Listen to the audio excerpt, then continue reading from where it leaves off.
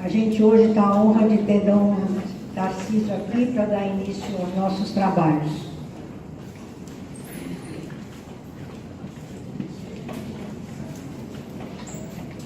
Boa noite a todos. Boa noite. Neste ano do laicato, foram previstas, estamos realizando várias iniciativas, né, tanto nas paróquias, nos vários grupos também, em vários âmbitos da igreja, para um aprofundamento sobre a missão do leigo na igreja, a vida e a missão, né, do leigo na igreja. É uma prioridade da nossa igreja aqui no Brasil para esse ano, o ano do laicato. E dentro de todos esses acontecimentos, desses aprofundamentos, como instância de formação, esses dias, né, de estudo aqui são muito importantes, né, como uma oportunidade para esse aprofundamento e para essa formação, no conjunto de todas as outras iniciativas. Então, eu manifesto realmente a nossa alegria, né, a alegria de toda a igreja, de ver tudo isso acontecendo, de ver a participação de vocês, de ver a resposta, né, de todos os leigos, de toda a igreja, né, a essa proposta de aprofundamento sobre a vida e a missão do leigo na igreja. A missão, a consciência dessa missão, né, do leigo na igreja, que vem crescendo, principalmente quando nós pensamos numa igreja missionária, uma igreja missionária. Naturalmente, a missão do leigo é em toda parte, também no interior da igreja, nas áreas pastorais, eclesiais, etc. Mas, de modo particular, há uma presença muito privilegiada do leigo na sociedade, nos espaços do mundo, né, da sociedade. E justamente o título, né, o tema para esses dias de estudo vão justamente aprofundar esse aspecto, a missão do leigo na transformação da sociedade. Nós vamos iniciar com um momento de oração e antes de fazermos a oração do ano do laicato, eu gostaria de ler um pequeno trecho do Evangelho, justamente quando Jesus, depois de apresentar o seu programa, né, de reino, seu programa do Evangelho, como uma nova lei, uma nova aliança, que são as bem-aventuranças, né, que exegeticamente nós sabemos que resume todo o programa da vida e da missão de Cristo, né? Ele fala justamente faz aquela afirmação forte: vós sois o sal da terra, vós sois a luz do mundo. Então é dentro desse contexto. Ele fala das bem-aventuranças, que apresenta a síntese de seu projeto, né, de vida, de seu programa de vida para os seus discípulos e para a vida do mundo. E praticamente diz assim: quem que vai viver isso e quem que vai comunicar isso? Então diz para o discípulo: vós sois o sol da terra, vós sois a luz do mundo, vós sois os instrumentos, né, para que essa luz se espalhe e se difunda. Então, no Evangelho segundo Mateus, capítulo 5, logo depois das bem-aventuranças de 1 a 11, aí 13, Jesus continua dizendo: vós sois o sal da terra. Ora, se o sal perde seu sabor, com que se salgará? Não servirá para mais nada, senão para ser jogado fora e pisado pelas pessoas. Vós sois a luz do mundo. Uma cidade construída sobre a montanha não fica escondida.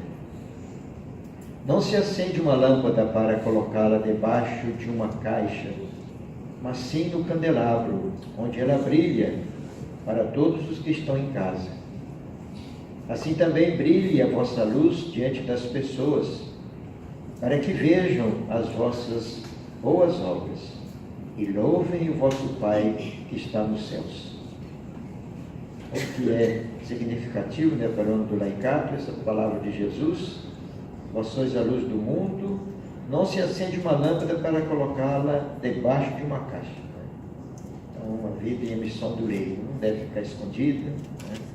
Não deve ser opaca, mas realmente brilhar, né? Iluminar, para que o Evangelho realmente chegue a todos, né? E que esse testemunho seja bem forte, suficiente para transformar a realidade, transformar a sociedade. Vamos então iniciar esses dias de estudo, de aprofundamento, de reflexão, com a oração do ano do laicato.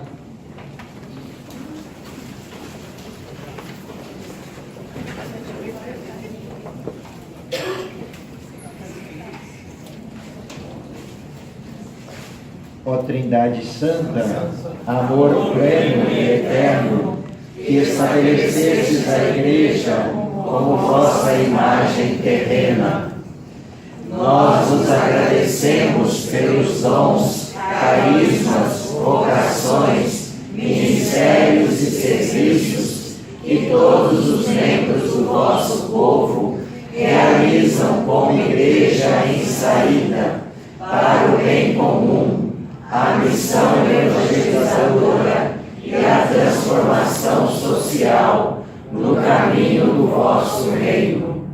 Nós vos louvamos pela presença e organização dos cristãos leigos e leigas no Brasil, sujeitos eclesiais, testemunhas de fé, santidade e ação transformadora. Nós vos pedimos que os batizados atuem como sal da terra e luz do mundo, na família, no trabalho, na política e na economia, nas ciências e nas artes, na educação, na cultura e nos meios de comunicação, na cidade, no campo e em todo o planeta, nossa casa comum.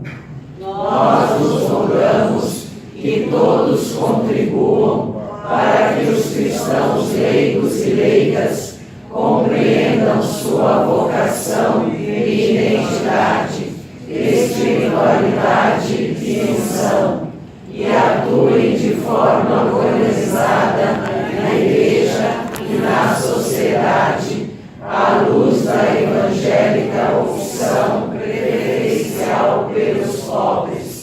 Isto vos suplicamos pela intercessão da Sagrada Família, Jesus, Maria e José, modelos para todos os cristãos. Amém. Ok. Então, que o Senhor abençoe estes dias de estudo, de aprofundamento, né? E encontre em nós a mesma disposição com a qual nós viemos aqui, né? E corresponder ao seu chamado, né? E realizar, né? A missão que nos é confiada. Uma boa noite a todos, um bom estudo.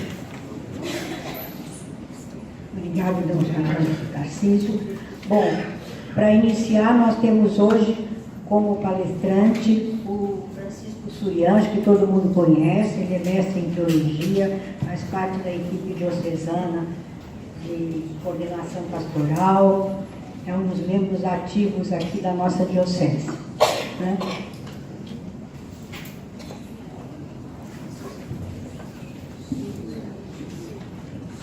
Boa noite. Boa noite. Então, boa parte de nós já nos conhecemos, né? Como a Maria Helena falou, sou uma pequena, faço parte da EAP, equipe de assessoria pastoral, uma equipe que junto com os padres, também com a Guadalupe, fazem a assessoria pastoral, né? Dos nossos trabalhos diocesanos. Além de trabalhar já na assessoria de comunicação também, né?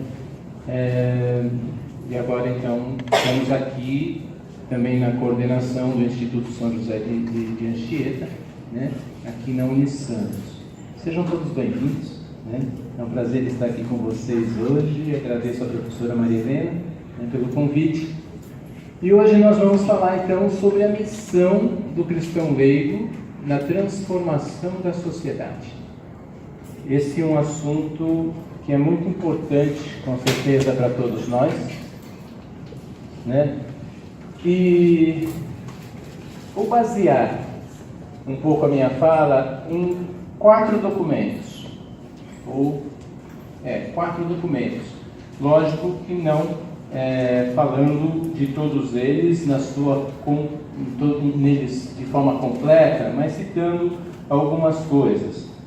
O primeiro deles, que eu quero chamar a atenção, a Carta Pastoral 2018 do Tarcísio, né? A Carta Pastoral do Ano do Laicato, essa aqui, que foi então distribuída também pelo jornal Presença Diocesana e está no site da Diocese, disponível para leitura. Que todos nós, cristãos da Diocese de Santos, deveríamos ler e reler, né? Eu confesso que cada vez que a gente lê, e agora quando estava relendo também, para poder preparar o trabalho aqui hoje, cada vez a gente vai vendo mais alguma coisa importante a destacar. Outro documento, esse então, o documento 105, né? Esse documento 105, Cristãos Leigos e Leigas na Igreja e na Sociedade, Sal da Terra e Luz do Mundo. Um documento da CNBB, da Conferência Nacional dos Bispos do Brasil. Todos esses documentos da CNBB são muito importantes, muito importantes.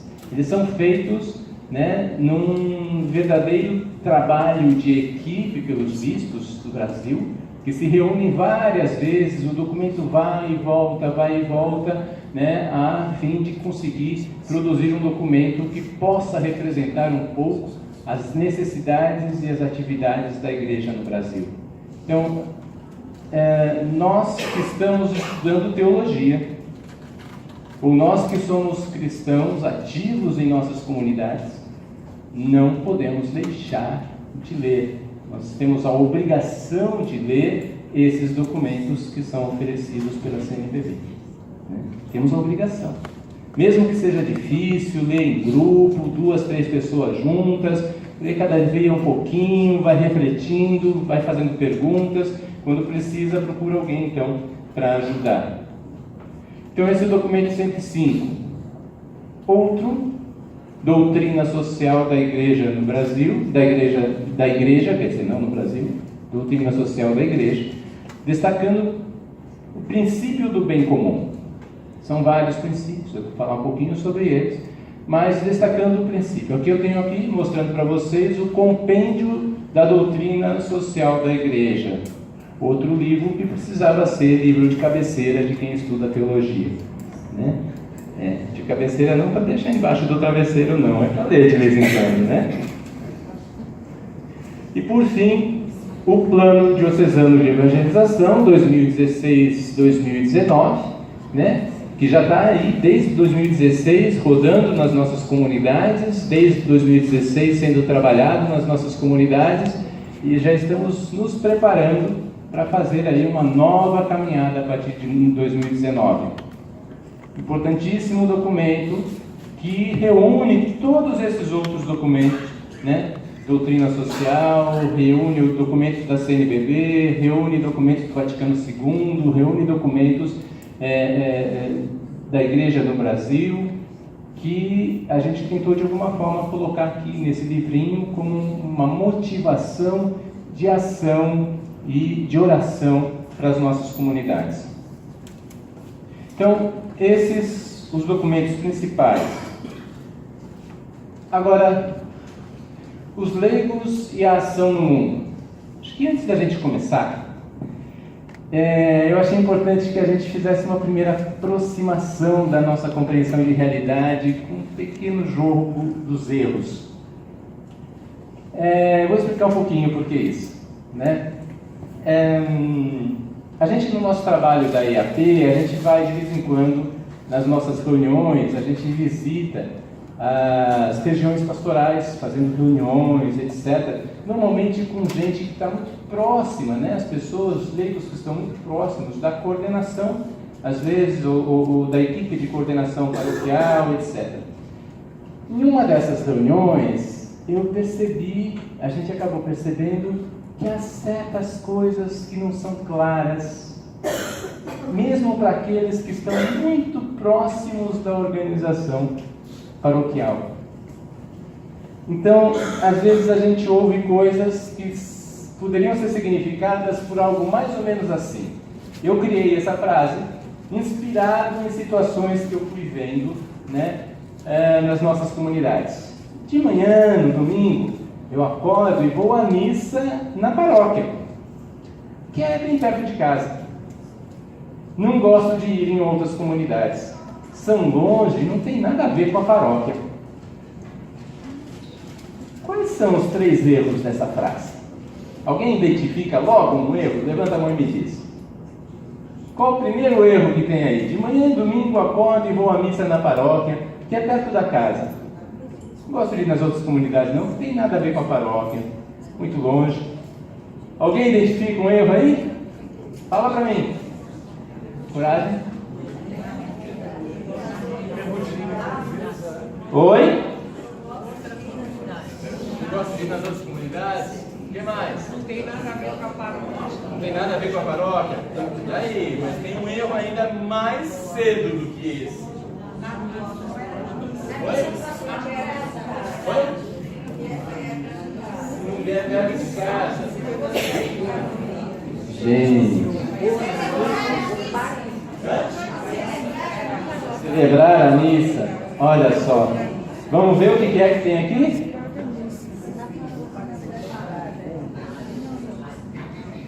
Vou na missa na paróquia.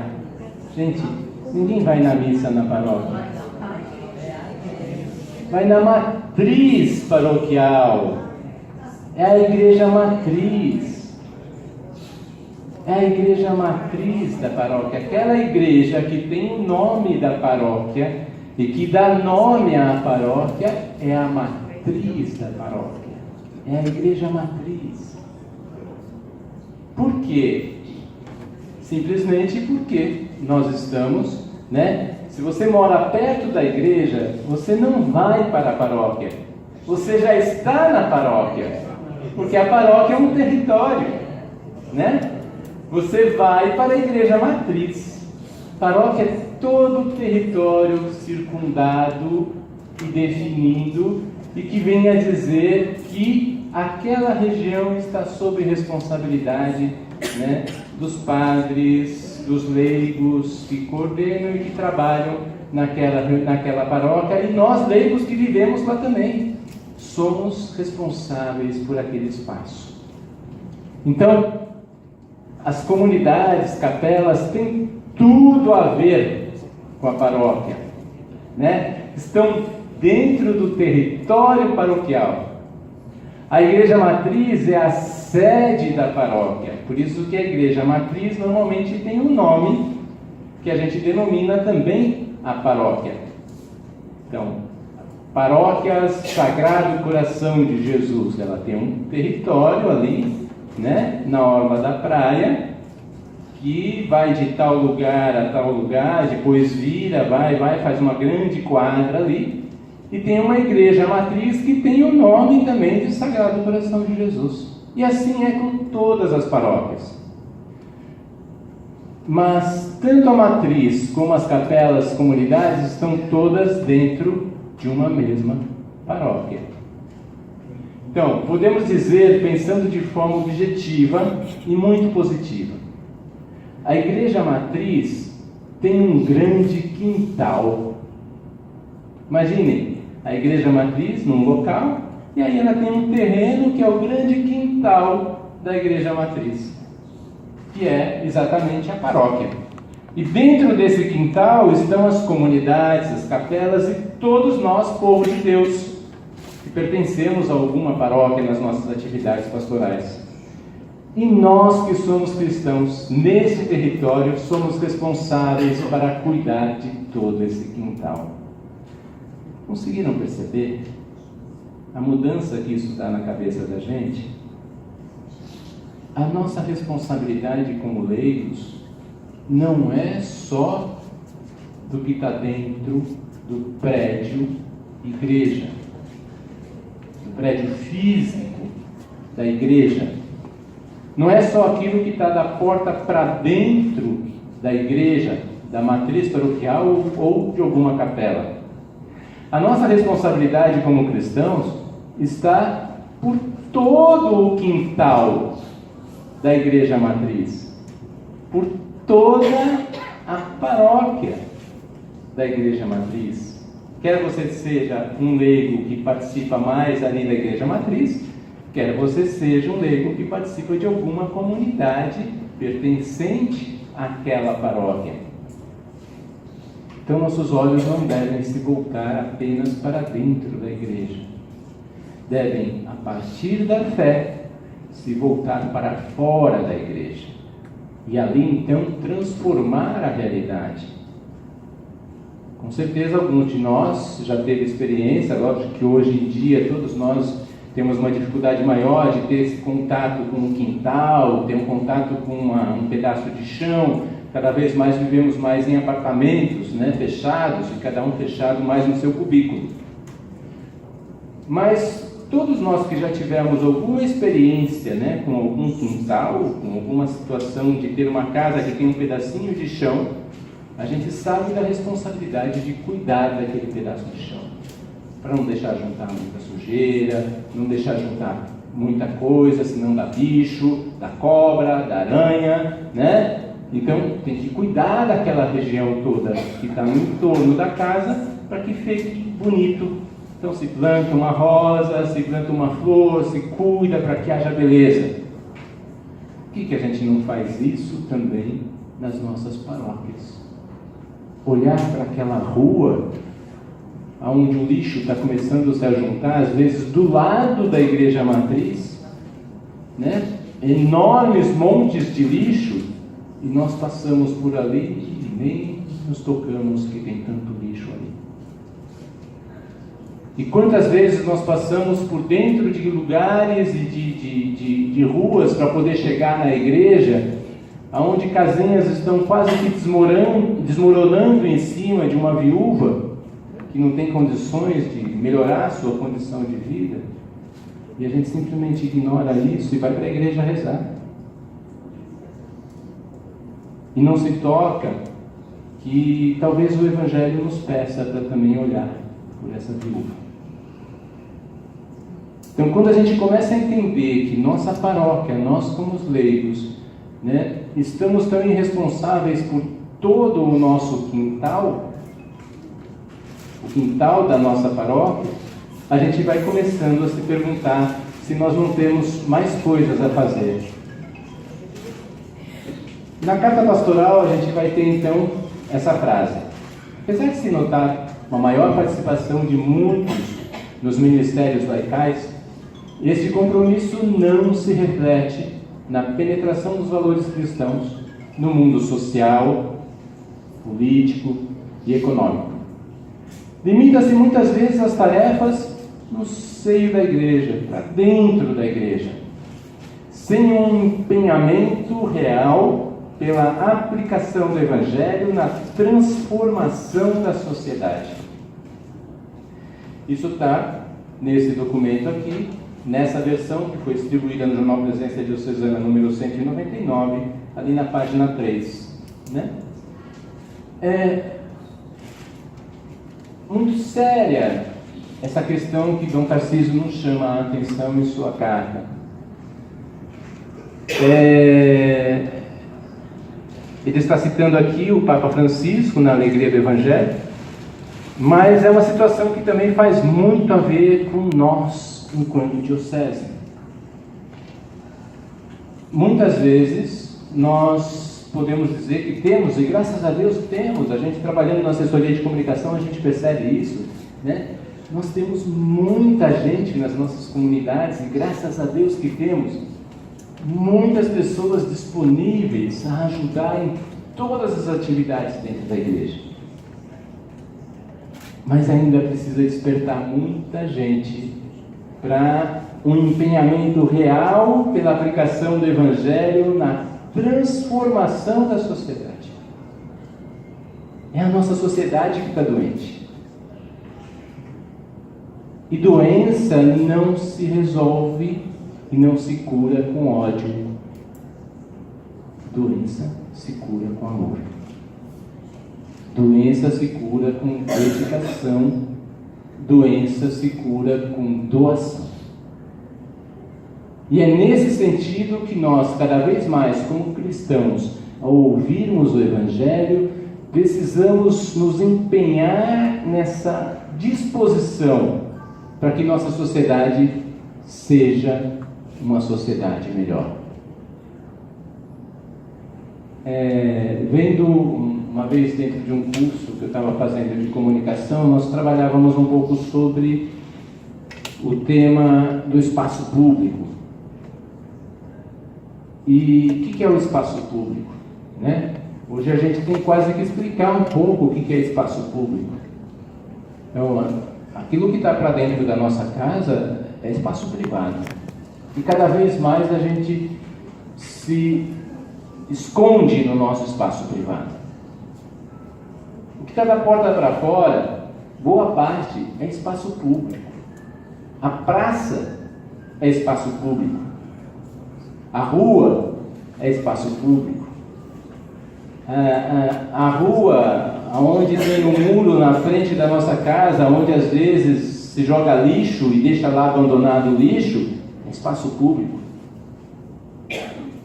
O espaço público está sendo cada vez mais relegado a ser espaço de ninguém. E na verdade deveria ser o contrário. O espaço público é de responsabilidade de todos. Então é a responsabilidade de cada um cuidar do espaço público. Né?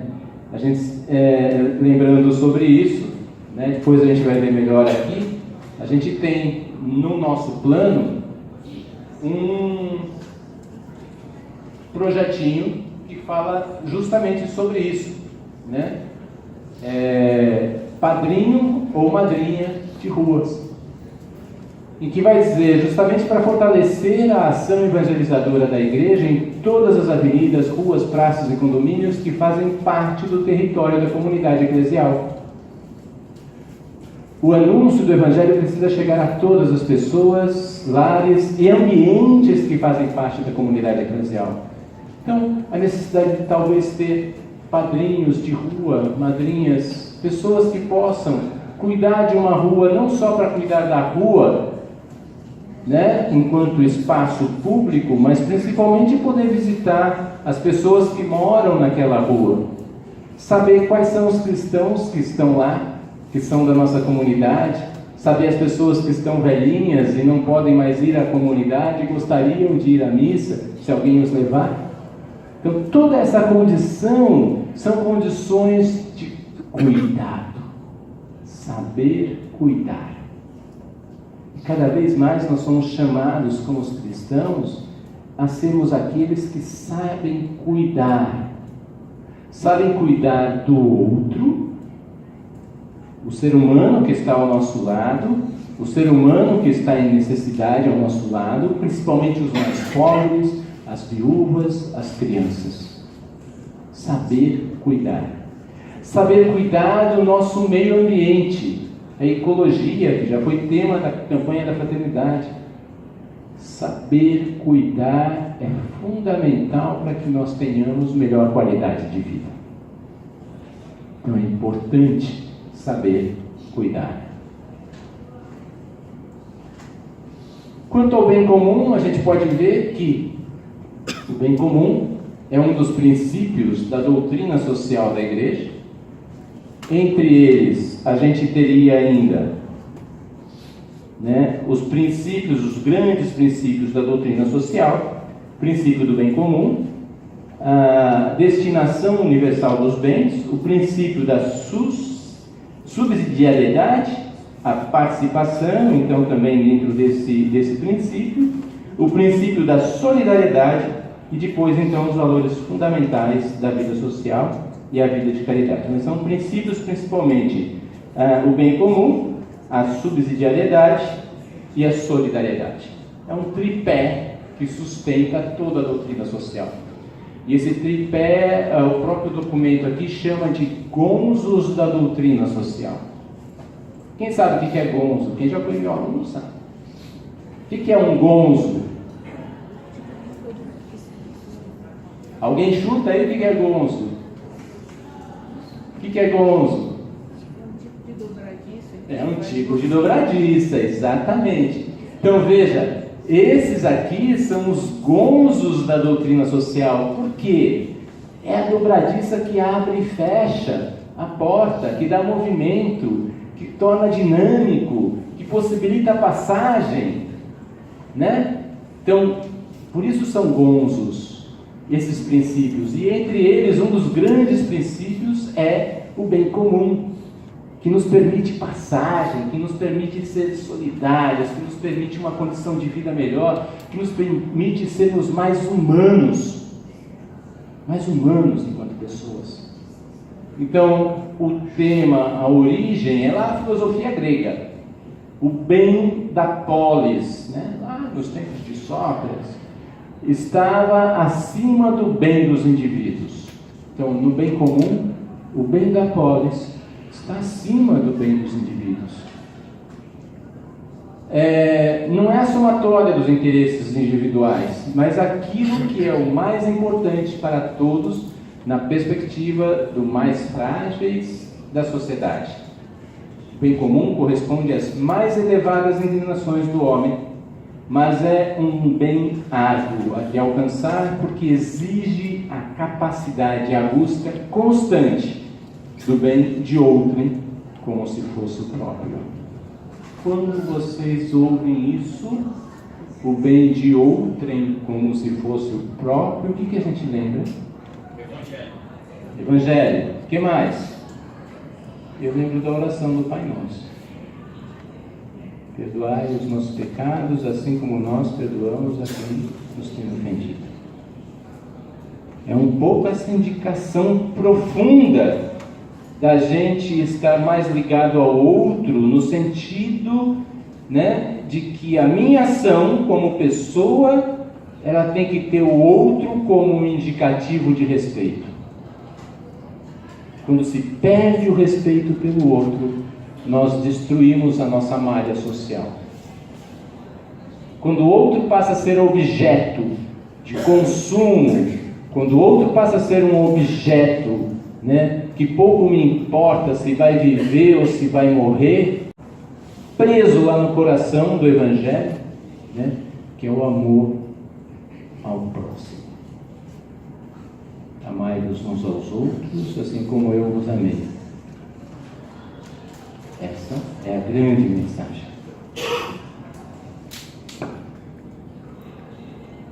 Então, o bem comum é a razão de ser da autoridade política também. Ele nasceu lá entre os gregos, aquela questão justamente de que o bem de todos está acima da polis, e ele deveria, então, na verdade, o Estado deve garantir coesão, unidade e organização à sociedade civil, da qual é a expressão. Bento XVI dirá: ama-se tanto mais eficazmente o próximo, quanto mais se trabalha em prol de um bem comum, que dê respostas também às suas necessidades reais. Então, ama-se tanto mais eficazmente o próximo, quanto mais se trabalha em prol de um bem comum, que dê respostas também às suas necessidades reais. Frase de Bento XVI. O que ele está dizendo ali? Esse amor não é platônico. Esse amor não é daquele tipo beijinho, beijinho, né? Eu te amo, te dou uns beijinhos, vou embora. Mas fica aí passando fome. Fica aí morando na rua. Fica aí no seu casebre caindo. É necessário também que se dê respostas também às suas necessidades reais. E isso é desafio do Evangelho. É desafio. Fácil? Não é. E também nem podemos ver isso de forma personalista. Bom, então como é que eu, vou tentar salvar lá a pessoa que está com problema com o seu barraco? Não. Isso é um chamado à comunidade. É redescobrir a dimensão de que nós, como comunidade, podemos nos unir para reconstruir o mundo. Por isso o tema de hoje. Se cada um ficar pensando como é que a gente não sai do ego, do egoísmo. É preciso pensar nós, como comunidade. Como é que a minha comunidade pode? Como é que nós, a partir da nossa leitura do Evangelho, da nossa oração do dia a dia, podemos tentar construir alguma coisa diferente?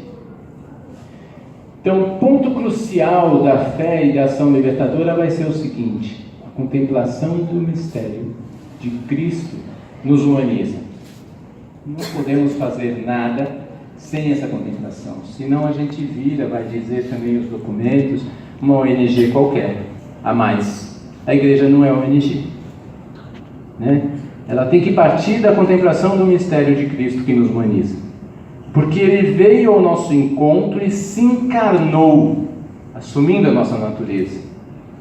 Portanto, nós vivenciamos Sua graça e presença na realidade da vida e da história, no encontro com as pessoas, principalmente nos mais pobres e sofredores. Também da Carta Pastoral, página 4. Porém, a pergunta embaixo é importante. A encarnação de Jesus deve nos levar para o mundo, e não nos tirar do mundo. Nós, pela nossa fé, desde o nosso batizado, nós cremos, acreditamos e professamos isso, que a encarnação de Cristo humaniza o nosso mundo. A sua encarnação faz de nós muito mais próximos do próprio Deus. Somos criados à imagem e semelhança de Deus. Agora, para muita gente o que acontece é que a encarnação de Jesus, em vez de aproximar do mundo, quer levar para os anjos, sabe? Então, vive sempre noutra dimensão, achando que toda a vida de oração, toda a vida tem que puxar do mundo e levantar para os anjos, e esquecer o mundo.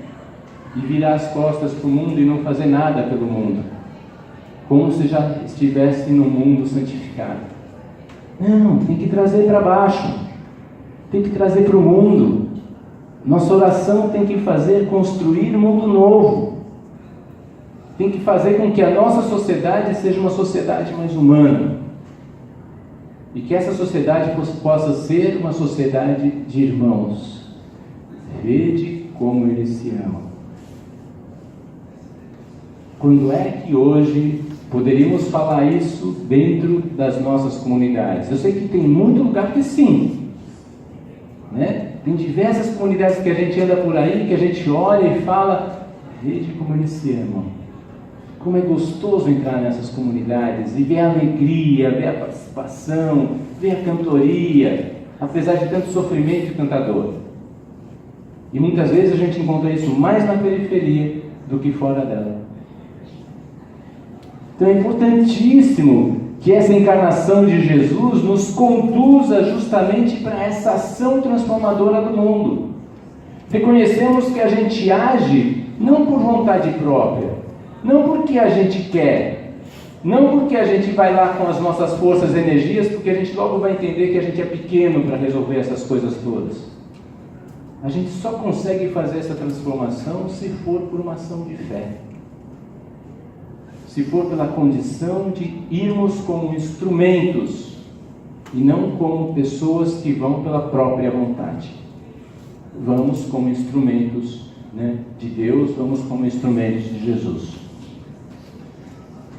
E para isso, então, a oração é fundamental para mantermos o rumo e o ânimo.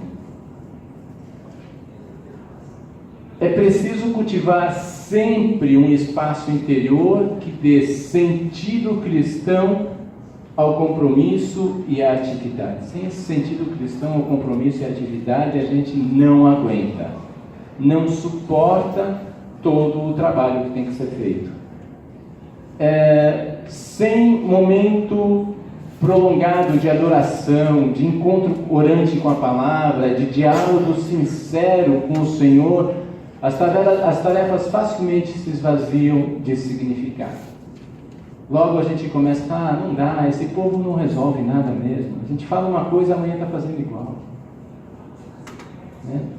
Para que eu vou me preocupar com esse povo? A gente dá um pão hoje, amanhã eles já estão pedindo de novo.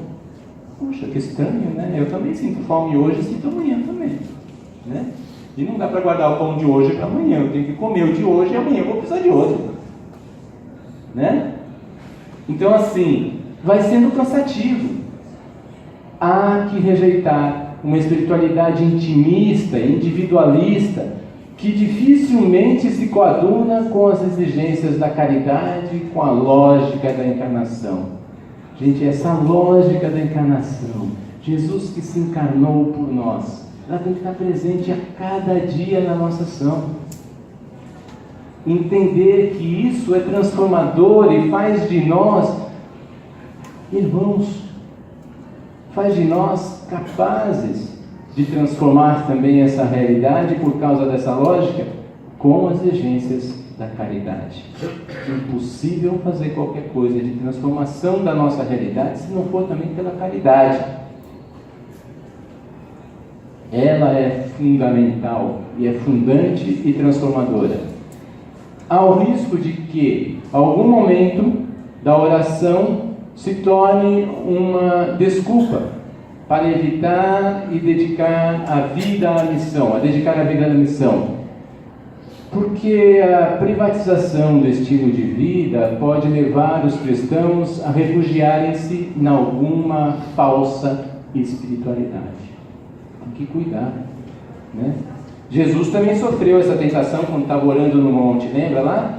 Vamos fazer 3 tendas, vamos ficar, está tão bom aqui, né? A gente está constantemente sendo, de alguma forma, puxado para isso, né? Está tão bom ficar aqui dentro rezando, vamos ficar aqui também, vamos fazer 3 tendas, né? Vamos fazer tenda para todo mundo aqui, vamos ficar aqui conversando, sai lá fora não, enfrentar o mundo, para quê?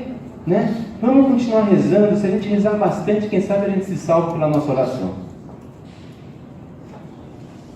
E aí a gente vira as costas para o mundo, vira as costas para o quintal da nossa paróquia, vira as costas para aqueles que moram naquele quintal da nossa paróquia, a gente vira as costas e deixa tudo isso para lá, virar como se for, tá bom aqui dentro, vamos ficar aqui dentro da igreja, só rezando. E deixamos de ser cristãos para o lado de fora da igreja. E fazemos aí como Pedro, né? E na hora que Jesus estava para ser crucificado, né, o galo cantou 3 vezes. Então tem muito galo cantando à noite 3 vezes por aí, né? Se a gente for ouvir bem, né? Todos nós às vezes nos negamos a essa disposição de dizer, não, está aqui, eu conheço, né? E eu estou disponível aqui para lutar por um mundo melhor. A gente também nega que nem Pedro. Então é preciso cada vez mais ter essa disposição de oração fundamental para uma transformação, para ter rumo. Quando penetrados pela oração e pelo Evangelho, pode-se afirmar: a missão passa então a ser uma paixão por Jesus e por seu povo. É preciso ter paixão. Paixão por Jesus, mas também pelo povo de Jesus. E os preferidos de Jesus sempre foram os mais pobres, as viúvas, as crianças, aqueles que estavam à margem da sociedade. Amar esse povo é função nossa como batizado, se a gente quiser transformar o mundo, se a gente quiser transformar a realidade. É um reconhecimento de que Jesus quer que sejamos instrumentos seus para que Ele possa chegar até o seu povo amado. Então vejam, tudo isso é muito forte, mas está no Evangelho, quando a gente presta atenção a cada uma das palavras do Evangelho. preciso saber do nosso tempo, Maria Helena, até quando eu vou? São agora? Tá. Me avisa uns 10 minutinhos antes, por favor. Dom Tarcísio cita o Papa Francisco no seu documento, na sua carta pastoral, né? Em uma das passagens mais bonitas que eu reconheço também dessa carta pastoral, né? Vai dizer o seguinte: o próprio Jesus é um modelo desta opção evangelizadora que nos introduz no coração do povo, diz o Papa Francisco. Como nos faz bem vê-lo perto de todos. Se falava com alguém, fitava os seus olhos com uma profunda solicitude cheia de amor. Jesus, fitando nele o olhar, sentiu afeição por ele. Está lá em Marcos 10:21. Vemo-lo disponível ao encontro quando manda aproximar-se o cego do caminho. E quando come e bebe com os pecadores. Não está errado o texto ali não está faltando S ali né? Não quer dizer que come e bebe com os pescadores, não é com os pescadores, né? É com os pecadores mesmo, né? Sem se importar que o chamem de glutão e beberrão. Jesus estava preocupado com a pessoa, com o ser humano, com aquele que estava ali sofrendo. E com ele, então, ele entrava em comunhão. Vemos Jesus disponível quando deixa uma prostituta ungir-lhe os pés, ou quando recebe de noite Nicodemos. Jesus é profundo nesses atos. Ele deixa uma marca profunda, porque ele quebra estruturas de uma sociedade. Ele rompe com essas estruturas em prol do ser humano, da vida que está ali próximo dele. Ele é capaz de estar acima de questões sociais, de tititi, de conversinhas que poderiam sair, porque ele está preocupado com aquela vida que está ali ao lado dele, e é capaz de acolhê-la, seja ela quem for. A entrega de Jesus na cruz é apenas o culminar desse estilo que marcou toda a sua vida. Fascinados por este modelo, comprometemo-nos na construção de um mundo novo, lado a lado com outros todos. Mas não como uma obrigação, nem como um peso que nos desgasta, mas como uma opção pessoal que nos enche de alegria e nos dá uma identidade. Isso é difícil. Isso é difícil. Porque aqui o Evangelho está nos ensinando, o Papa está nos ensinando, e o Dom Tarcísio, quando assume esse texto também na sua carta, está nos ensinando que nós não estamos aqui à disposição do povo de Deus, trabalhando pelo povo de Deus nas nossas comunidades, uma questão de obrigação. Tem que ser paixão apaixonada, daquelas paixões apaixonadas que fazem uma mãe ficar noite adentro cuidando da criança doente com febre e no dia seguinte vai trabalhar animada porque a febre passou e nem sente o peso da noite, porque foi um ficar apaixonado. E esse ficar apaixonado ajuda na cura. É essa a disposição do cristão. Um estar apaixonado pela vida e pelo outro. Estar apaixonado a ponto de ser capaz de se demover do seu cotidiano, sair da sua acomodação e ir ao encontro do outro por paixão. Paixão pela vida, paixão pela fé, paixão por Cristo. Jesus havia pregado a não violência e o amor aos inimigos.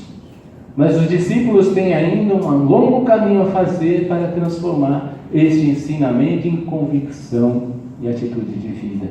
As mesmas dificuldades que os discípulos tiveram, nós temos no cotidiano das nossas comunidades, né? E nós também temos que aprender desses ensinamentos, né? O ensinamento de Jesus, que pregava a não violência. E quando os soldados vieram para prendê-lo, para levá-lo para a cruz no Horto das Oliveiras, né? Teve lá aquele que arrancou da espada, cortou a orelha. Espera, não é isso não, gente, calma. Vocês não entenderam nada. Guarda a espada e cura aquele soldado que foi ferido, né? O nosso trabalho é um trabalho de não violência, de paixão pelo outro, e principalmente por aqueles que são mais sofridos, e também por aqueles que nos atacam. Saber perdoar quem nos perdoa é fácil. Perdoar quem nos agride é um caminho grande a conquistar.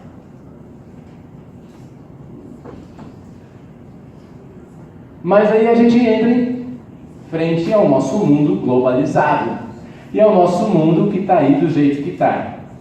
E aí a gente vai ver um videozinho aqui, né? Quase como uma paródia, tá? Que é um videozinho de como nós, seres humanos, quando não estamos apaixonados por Cristo, não estamos apaixonados pelo Evangelho, quando a gente não tem uma predisposição, né, de cuidar do outro, o que a gente faz no mundo?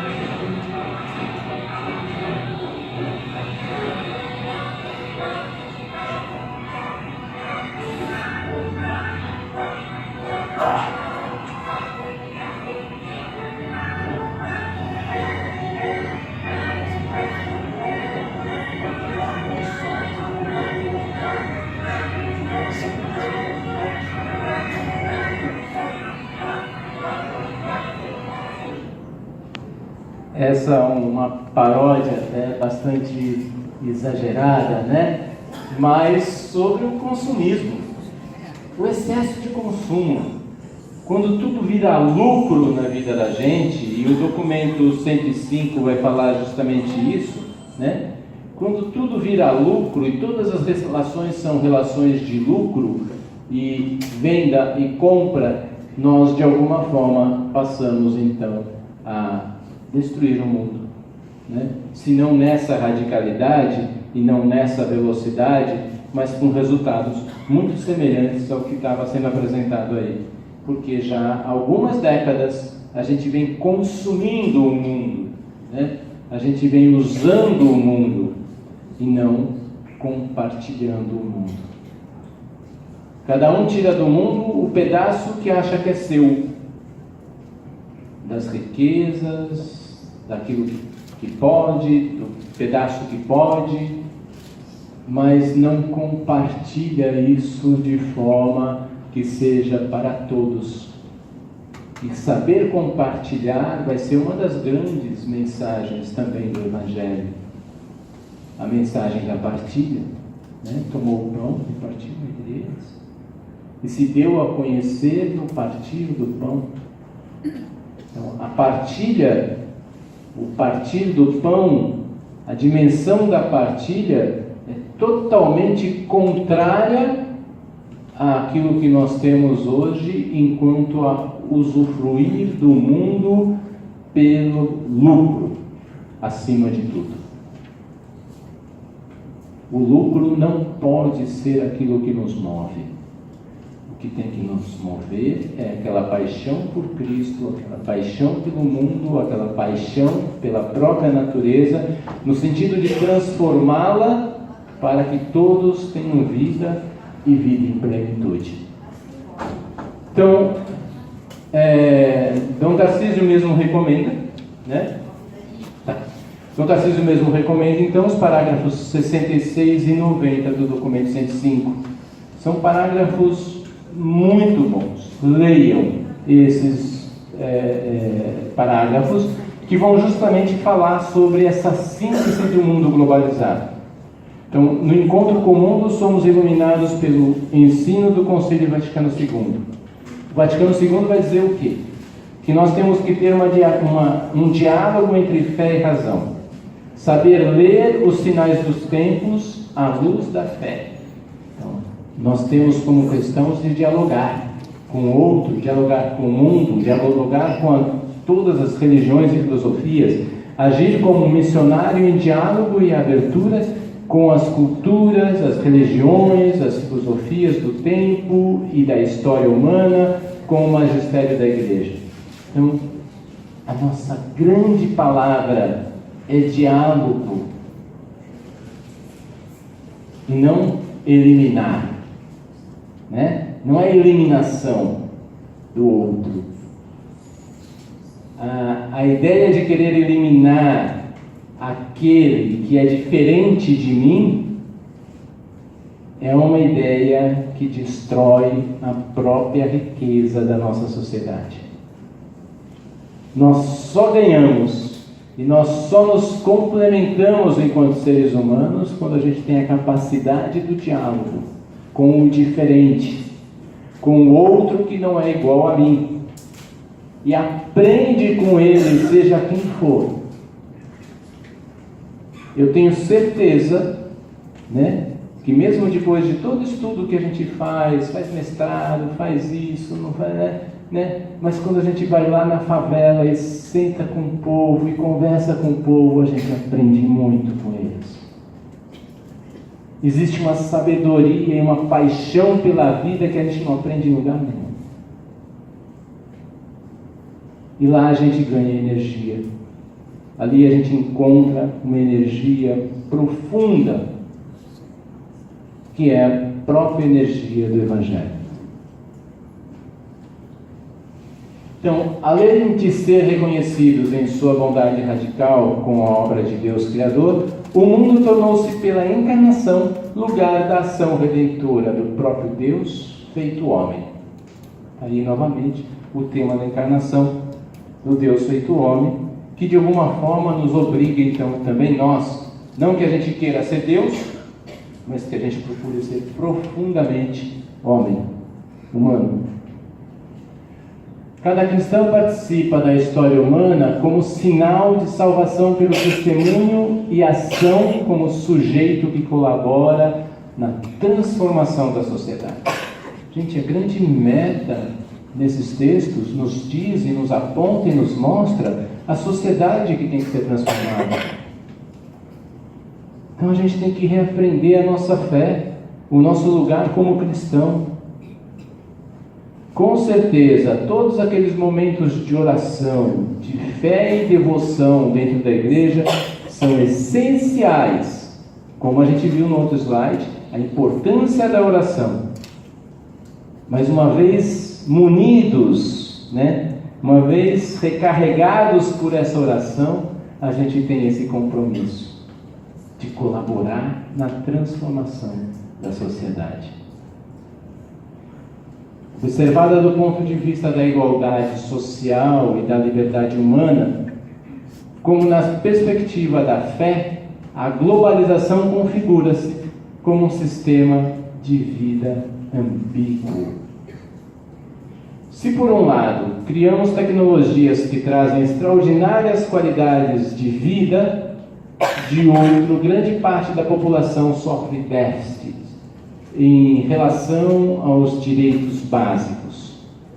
O documento 105 identifica essa situação como globalização da indiferença. Então esse documento aqui vai falar da globalização da indiferença. Esse eu acho que é um dos vírus pior que nós já enfrentamos na nossa humanidade. Os outros, eles são ruins também, mas a gente acaba identificando porque eles acabam tirando a vida de outras pessoas. Vírus da AIDS, gripe, etc. São vírus terríveis e precisam de ser tratados. Agora esse, da globalização da indiferença, é um tipo de vírus que a gente não identifica e às vezes não sabe que está com essa doença.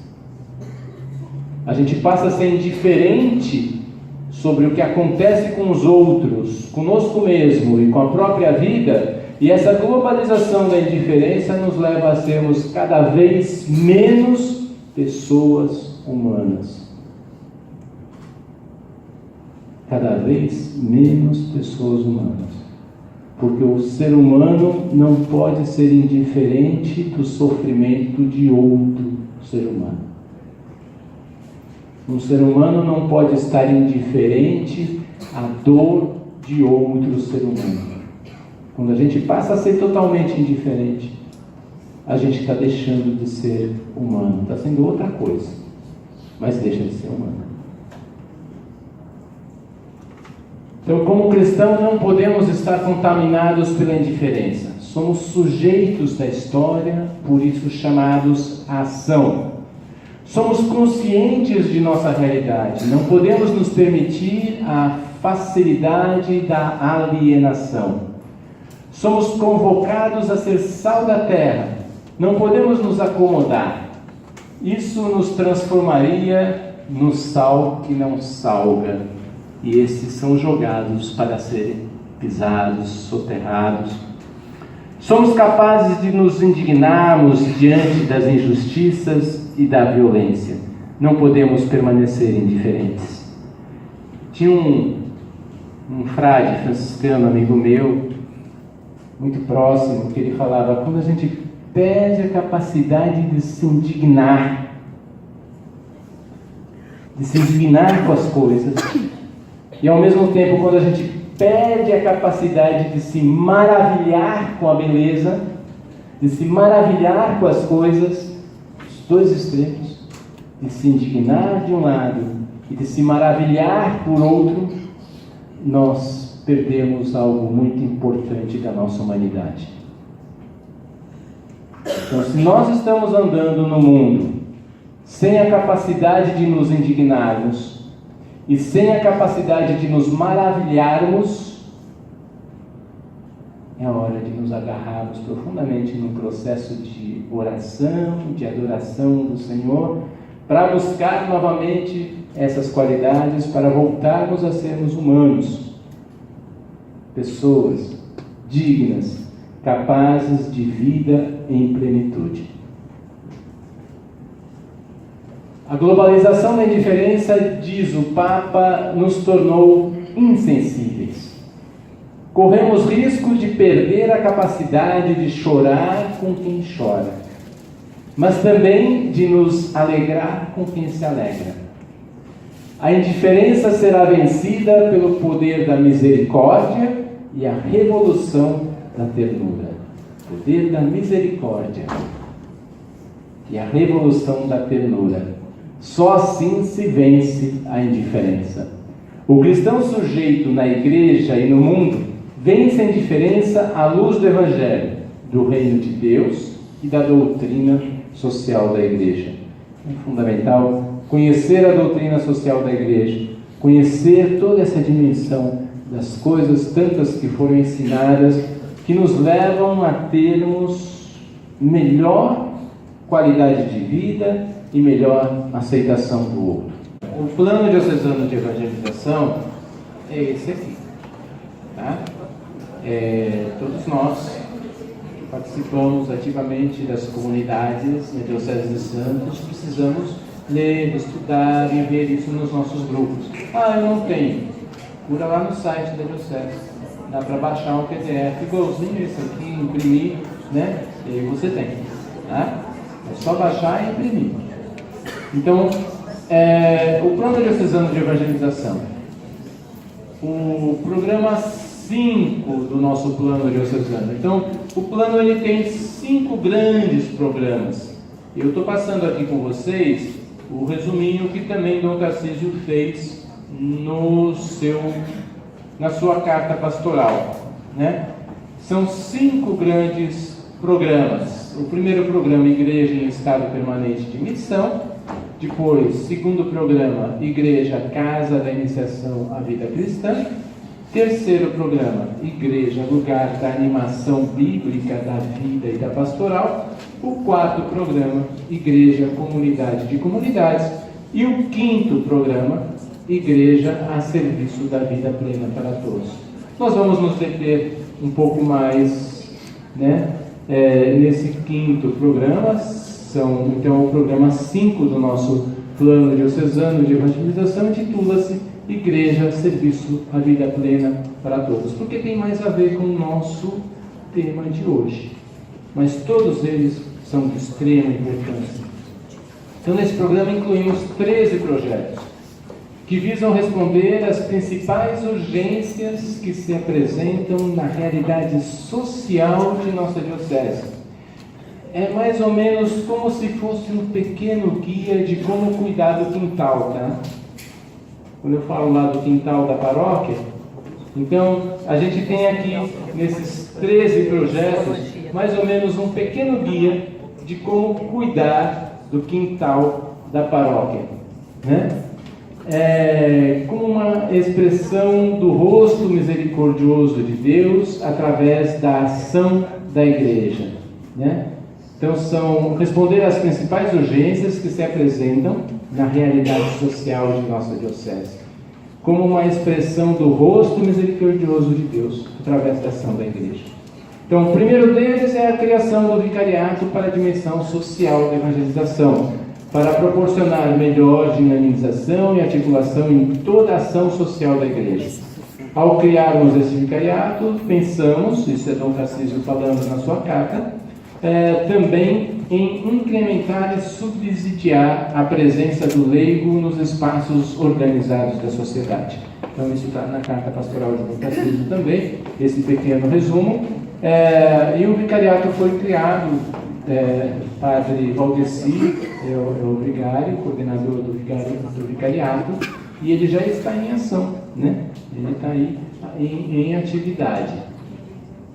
Outros projetos destacam os principais polos de atenção da realidade social da Baixada Santista, que são campos necessitados de maior cuidado. São aqueles campos, sabe? Quando a gente tem um jardim ou tem um quintal, onde tem aquela árvore goiabeira que está meia troncha, né? Meia troncha, que está começando a não dar goiaba direito, que está dando problema, que está cheio de bicho às vezes, ou está com dificuldade de crescer, né? Ou então aquela roseira que está lá, sempre foi bonita e de repente começa a não dar mais rosa. É mais ou menos por aí. E aí a gente diz que os lugares que estão precisando de mais cuidado é a juventude, a questão da universidade, a miséria e a fome, as pessoas, cada vez mais pessoas com miséria e fome. É bom lembrar, né, que nós temos na nossa região da diocese a maior concentração de casebres sobre palafitas do Brasil. É a maior concentração na Diocese de Santos. E assim, viver em palafita, só quem já andou por uma palafita sabe mais ou menos, ou imagina o que deve ser viver numa palafita. Mas mesmo assim a gente não tem como imaginar, não. Então, é uma situação mesmo, né, de miséria e fome, de grande desafio. Grande desafio.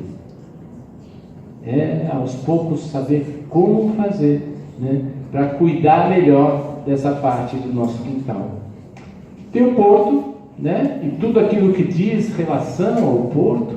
Então aí entra caminhoneiros, a área de trabalho, toda a condição, as dificuldades e os problemas, né, humanos que estão por trás da questão do porto. Vejam, quando a gente se preocupa com essas questões, fala em miséria e fome, não é para cuidar da miséria e fome, é para cuidar das pessoas, né, que estão sob essa bandeira ou sob essa situação. Quando fala do porto, não é para ir lá cuidar do porto, tem quem cuide do porto, né? Mas dentro do porto nós temos centenas, milhares de pessoas, seres humanos, né, que às vezes sofrem por causa dessa condição de trabalho e que precisam também ser acolhidas. Turismo, né? Nossa situação toda de turismo nas nossas cidades, todas, na maioria das cidades da Baixada Santista, nós temos os turistas, saber acolhê-los, ter condição de acolhê-los bem, saber fazer com que eles, ao chegarem, se sintam bem na nossa casa, se sintam bem no nosso quintal, é fundamental, né? Se sintam acolhidos como seres humanos, como pessoas e também como cristãos. Aqueles que forem cristãos e os outros que não forem cristãos também devem ser bem acolhidos, né? Devem ser bem acolhidos. Turismo e terceira idade. Terceira idade é outro fato enorme da nossa sociedade, né, na nossa Baixada Santista. A gente costuma dizer que você conhece uma cidade, as grandes concentrações, quando você anda nas ruas. Se você vai numa cidade onde você encontra a cada esquina uma loja de brinquedos ou uma casa de móveis para cozinha e para sala, essa é uma cidade jovem e mediana. Se você vai numa cidade e encontra uma farmácia em cada esquina, tem mais gente da terceira idade. E se vocês olharem as nossas cidades, tem uma farmácia em cada esquina, né? Nós temos uma grande concentração de terceira idade. Não há concorrência, né? E aí assim, esse grande número de pessoas de terceira idade precisam ser acolhidas também nas suas diversas etapas da condição de vida que todos nós teremos da terceira idade. Ser valorizada como pessoa, ser reconhecida como pessoa, né? Se sentir útil, ter atividades na comunidade para que ela possa se sentir útil. E quando está numa situação já mais adiantada, da idade que já não consegue andar, não consegue se locomover com facilidade, então a comunidade tem aquelas maneiras de acolher essa pessoa, ajudar a conduzi-la e às vezes também ter pessoas que possam de alguma forma quebrantar a solidão, né? Muitas pessoas da terceira idade moram sozinhas e às vezes os filhos longe, trabalhando, têm que tocar a sua vida, estão sozinhas nas suas casas e às vezes não podem se locomover para conversar, para bater um papo, para poder ter alguém ao seu lado. E a comunidade de alguma forma precisa aos poucos se organizar para também prover, né, esse cuidado à solidão. Faz parte do Evangelho, com certeza. Finalmente, projetos que deem maior consistência para a ação dos leigos no campo social. Formação na doutrina social da Igreja, diálogo e serviço da vida plena na cidade, pastoral da ecologia, pastoral da cidadania, pastoral indígena, acompanhamento das atividades com dependentes químicos. Todas essas atividades, de alguma forma, já estão ou no seu início ou outras sendo planejadas, mas já existem nas nossas comunidades.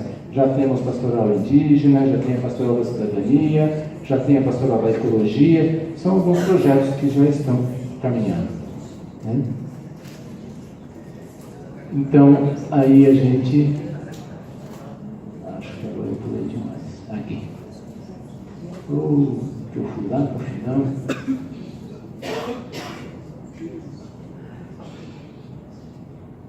Tá. Então, por fim, a gente ter sempre essa disposição, que é a disposição também da Maria, nossa mãe, frente a Jesus, lá na bodas de Caná. Fazei tudo que ele vos disser. Maria está de alguma forma constantemente dizendo isso para nós. Ouvi o Senhor, fazei tudo o que ele vos disser. Ouçam Jesus. Quando a gente ouve o Evangelho e apaixona-se pelo Evangelho, e apaixona-se pelo outro, e apaixona-se pelo povo de Deus, a gente entra nessa disposição de fazer o que ele, Jesus, nos disser. Foram as últimas palavras de Maria relatadas no Evangelho, e elas estão sendo constantemente repetidas para cada um de nós. Sejam as primeiras e constantes palavras de cada discípulo de Jesus, né? E que a gente então esteja constantemente nessa predisposição de ouvir, né? De ouvir e fazer o que ele vos disser, o que ele nos disser.